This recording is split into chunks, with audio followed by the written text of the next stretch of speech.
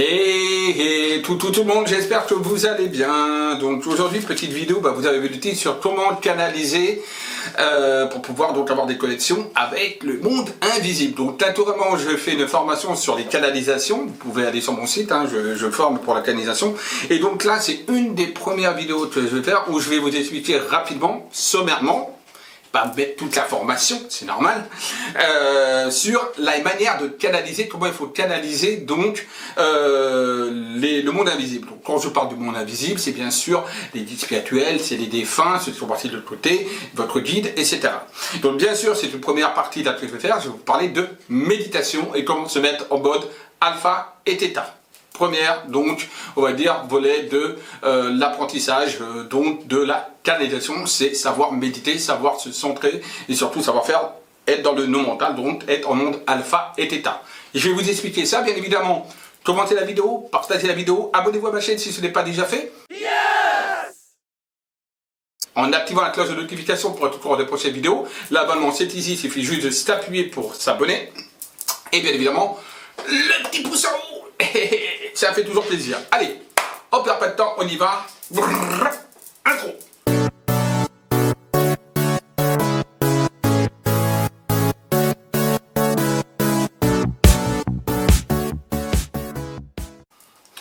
Alors, comment canaliser le monde invisible? Donc, on va commencer par vite fait. Je pense que ceux qui sont sur la chaîne savent c'est quoi le monde invisible. Quand je parle du monde invisible, c'est ce qu'on ne voit pas, invisible. À l'œil nu, d'accord, à nos propres perceptions de sens matériels. C'est tout ce qui concerne donc les guides, donc spirituels, parce qu'on a tous des guides, les anges, les archanges, les maîtres ascensionnés, les saints, tout ce que vous voulez, dont on appelle les êtres lumineux. Mais c'est aussi des êtres de la nature. Les gnomes, les nains, les fées, etc., etc. Alors, tout le monde ne sera pas capable de canaliser les êtres de la nature, tout le monde ne sera pas capable de canaliser les êtres lumineux, tout le monde ne sera pas capable de canaliser les êtres défunts, mais votre guide, tout le monde est capable de canaliser votre guide, puisque votre guide est là pour travailler avec vous. Donc s'il y a une chose qui est sûre, c'est que canaliser son guide, tout le monde va y arriver. Tous ceux qui ont fait la formation avec moi, bon, d'ailleurs, les personnes qui ont fait la formation, vous pouvez mettre en commentaire, ce serait sympa, pourront attester qu'ils ont eu des canalisations avec des êtres lumineux et leurs guides. Donc voilà. Donc c'est simplement apprendre à s'écouter déjà, c'est important, et donc faire le mental. Et pour ça, on va commencer par la méditation.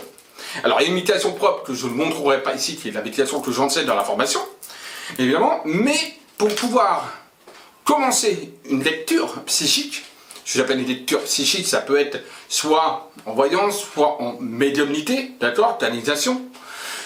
Il faut savoir se mettre en mode alpha ou theta. Donc il faut savoir, on va dire, couper son mental, son psychique, on va dire, et réduire sa fréquence hertzienne, donc cérébrale, pour tomber en onde alpha et theta. Là, par exemple, je suis en vidéo, je vous parle, je suis en onde bêta. Je n'ai pas de connexion. Il faudrait que je me mette en monde, dans le monde. En monde alpha et theta. Bon, en une seconde, je peux le faire, parce que je suis habitué. Maintenant, les gens qui ne sont pas habitués sont obligés, on va dire, de travailler, et au bout d'un moment, ça va venir tout seul. D'accord? C'est également une forme de concentration. On doit se concentrer pour pouvoir arriver à se mettre ça, mais ça doit se faire de manière rapide après. Donc, comment se mettre en onde alpha et theta? Par la méditation. Et qui dit méditation, dit, on commence par la respiration. Si on ne sait pas respirer, si on respire mal, on ne pourra pas rentrer dans un état méditatif. Puisque dans l'état méditatif, on est obligé quelque part de couper, on va dire, avec son mental et avec tous nos soucis qu'on peut avoir de la journée, ou de la semaine, ou du mois, ou de l'année. Donc la respiration, premier processus pour pouvoir être dans un état méditatif. Comment le faire? Très simple.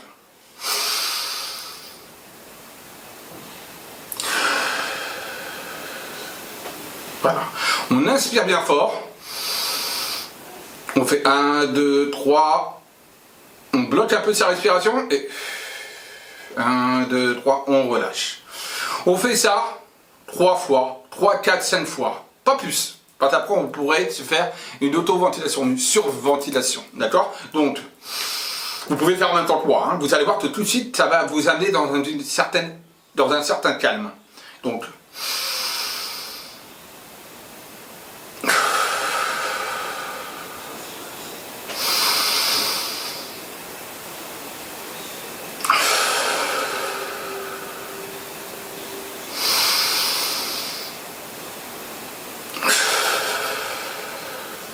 N'ayez pas peur d'appuyer, de désagérer, surtout au début. D'accord? Après, ce sera plus nécessaire, mais au début. Pour bien sentir cette forme de relâchement. Commentez, dites-moi après cette respiration ce que vous avez ressenti. Première chose que je veux savoir. Respiration. On fait le vide, on pense peut-être sa respiration. On peut également se mettre en état méditatif également en écoutant les battements de son cœur. Donc là, il faut être à l'écoute. Deuxième procédé, de ses mouvements cardiaques, de ses battements de cœur. Donc ça veut dire qu'on écoute l'intérieur de son corps. Un peu plus compliqué, mais très efficace aussi. Et on rentre dans un calme. Pourquoi? Parce que tout simplement, on est concentré sur ses pulsations cardiaques, sur son corps. Donc on ne peut plus penser à autre chose. Donc déjà, on a réduit ses pensées. Donc comme le souffle, on s'écoute respirer. Donc on oublie le reste. Deuxième procédé pour pouvoir justement, on va dire, rentrer dans un état méditatif. Ce n'est pas la méditation encore. C'est pour rentrer dans un état méditatif. C'est-à-dire, c'est pour calmer tout simplement et se préparer à une méditation. Une fois qu'on a fait ces deux procédés, il y a également d'autres procédés. Par exemple, pour ceux qui ont des bols tibétains, hop, je me tourne. Un bol tibétain, c'est ça. On peut également le faire avec le son du bol. Donc, par exemple, on fait ça comme ça. Je ne sais pas si vous allez l'entendre. Il suffit de tourner comme ça. Là, on n'entend pas, bien vraiment, le micro n'est pas assez fort. Mais on a une sorte de sonorité. Et quand on tourne comme ça, etc., on essaye vraiment de s'imprégner du son. D'accord? Et d'abord faire ça comme ça également. Pour calmer son esprit, s'imprégner également des vibrations du bol. Voilà. Donc ça, c'est également un autre procédé par le son. La vibration du son. Troisième procédé pour rentrer dans un état méditatif. On n'est pas encore dans la méditation. C'est pour commencer à rentrer dedans. Voilà. Ensuite, on rentre dans la méditation. Alors, dans ce cas-là, à un moment de la méditation, il faut se mettre dans une posture qui vous convient le mieux. C'est-à-dire qui ne va pas vous octroyer, on va dire, des mouvements de torsion, je sais pas quoi, pas la peine de se mettre en lotus et tout le bordel, non. Soit sur une chaise, bien assis, les pieds bien calés au sol, bien centrés au sol, voilà, ça c'est important, bien ancrés au sol, voilà. Le mieux c'est pieds nus, évidemment, pour être vraiment en relation avec le sol, pieds nus, avec des vêtements larges, serrés, pas un pantalon avec une ceinture, si voilà. Si on peut tourner tout seul et qu'on a fermé les fenêtres, pourquoi pas, on peut même se mettre à poil, peu importe, voilà. Le principal c'est d'être à l'aise et d'être en communion avec soi-même, voilà. Donc, on se met bien. On fait une fois qu'on est bien, on fait ces 3 respirations, ou alors on écoute ces battements de cœur, ou alors on fait avec donc le bol, donc tibétain, donc avec le son, d'accord, voilà, tout simplement, ou ça peut être également le son du tambour, mais ça c'est plus au niveau chamanique, pour entrer en transe chamanique, donc ça je ne vous dirai pas de le faire pour le moment, on verra peut-être dans une autre vidéo pour les transes chamaniques. Donc là voilà, donc on respire, etc., on ferme les yeux bien calmement, on pense à rien, on essaie simplement de faire le vide en soi. Alors c'est-à-dire que vous allez avoir au départ quelques pensées qui vont arriver, c'est normal, vous inquiétez pas.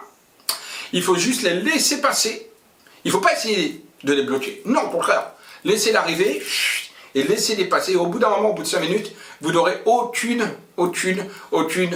image ou chose qui vous vient dans le cerveau, dans l'esprit. D'accord? Vous serez totalement, on va dire, à l'aise dans votre méditation et totalement vide dans votre cerveau. Grâce évidemment par la respiration que vous pouvez faire également de temps en temps, remettre en mode respiratoire et écouter son cœur, ses battements cardiaques.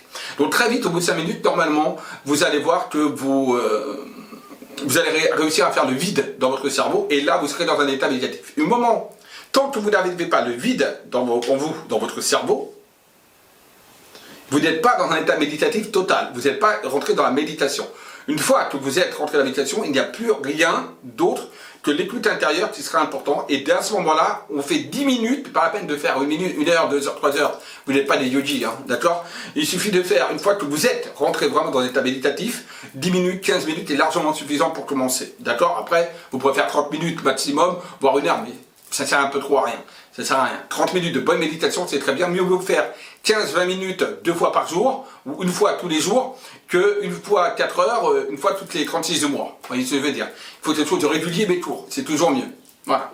Donc, une fois qu'on est dans l'état méditatif, qu'on est donc dans le vide total de soi-même, dans l'écoute intérieure, on se laisse aller dans la méditation. Et donc on est rentré à ce moment-là, dès qu'on n'a plus d'image, dès qu'on n'a plus de pensée, on est dans un monde, dans le mode et dans les ondes alpha et theta. Et c'est ces ondes-là qui vous permettront de rentrer en contact avec vos guides, voire avec les êtres lumineux, les êtres de lumière, etc. Bien évidemment, il y a des méthodes de méditation, mais là, j'apprends ça au niveau... les différentes méditations, je les apprends donc lors de ma formation.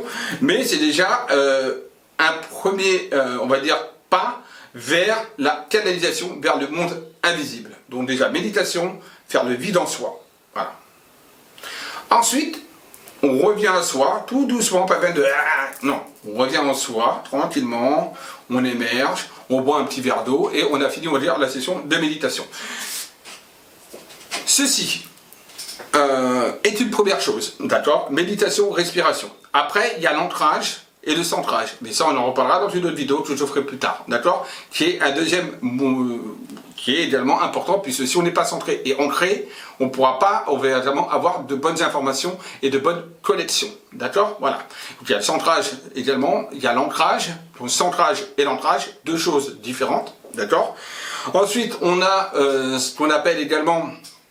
Bon, bien sûr, il faut avoir de la confiance également dans ce qu'on va recevoir, hein, ça c'est normal, donc la confiance en soi. Pour ça, je vous ferai une vidéo pour essayer, pour vous montrer qu'est-ce que la confiance en soi, pour pouvoir ne pas douter des messages qu'on reçoit, ça c'est également important, bien évidemment. Ensuite, il y a l'ouverture également des différents chakras, on va dire, de la communication, donc le coronal également, bien sûr, Ajna Chakra, donc par le mode de la visualisation, etc., par le biais de la pensée, par la biotélépathique, etc. Mais tout ça, on verra ça dans d'autres vidéos qui font partie de la formation. Voilà, tout simplement. Donc là, voilà, j'ai parlé donc rapidement, succinctement, un petit peu du b.a.-ba et de comment déjà commencer à rentrer en onde alpha et theta, qui est le premier principe pour rentrer en canalisation, tout simplement. D'accord? Alors, ce qui est important de savoir également, c'est il ne faut pas avoir peur. On ne va pas vous manger, là-haut ils ne vont pas vous manger, ils ne sont pas là pour vous manger, ils ne sont pas là pour vous faire du mal. Une méditation, vous pouvez le faire, il n'y a pas besoin de protection, il n'y a pas besoin de tout tralala, non, d'accord? Faites-le en pleine conscience de vous-même, avec l'envie d'avancer, d'apprendre, et vous arriverez à vous mettre dans des ondes alpha et theta, très simplement. D'accord? Voilà. Confiance en vous, c'est important. C'est ce que je vous ai dit dans une des vidéos. Je vous avais parlé, je pense, si je me rappelle bien, sur la confiance, etc. un petit peu. Donc voilà, ayez confiance en vous, c'est le principal, c'est la chose primordiale. Allez, je vous laisse sur ce. À très vite, à bientôt. Je vous dis bisous à tous, un petit pouce en haut si ça vous a plu. Allez!